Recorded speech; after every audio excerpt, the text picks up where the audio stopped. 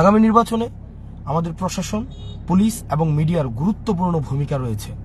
যেমন পুলিশ প্রশাসনকে আমরা দেখেছি নগ্নভাবে, সক্রিয়ভাবে আওয়ামী লীগ সরকার আপনার গত 3টা নির্বাচনে বাজেভাবে ব্যবহার করেছে।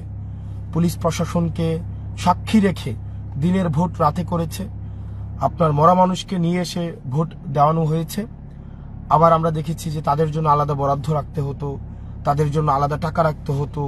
ভোটের আগের দিন রাতে আপনার এসপির জন্য টাকা রাখতে হতো, ওসির জন্য টাকা রাখতে হতো, এসআই এর জন্য টাকা রাখতে হতো, কনস্টেবলের জন্য টাকা রাখতে হতো। এই যে কাজগুলো আমাদের করতে হতো, বিগত আমরা 17 বছর এই প্রক্রিয়াগুলোর মধ্য দিয়ে গিয়েছি।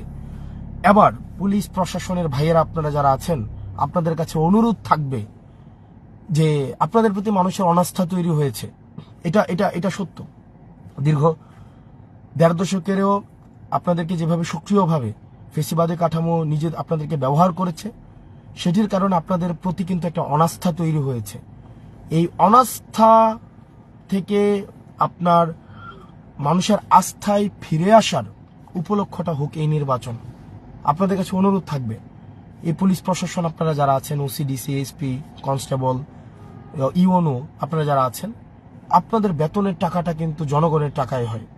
আপনি চাকরিটা পেয়েছেন নিজ যোগ্যতায়, নিজ মেধায়, রাষ্ট্রের অর্থে পড়াশোনা করে নিজের যোগ্যতা দিয়ে আপনারা চাকরি পেয়েছেন এবং আপনারা দেশের জন্য পরিশ্রম করে যাচ্ছেন।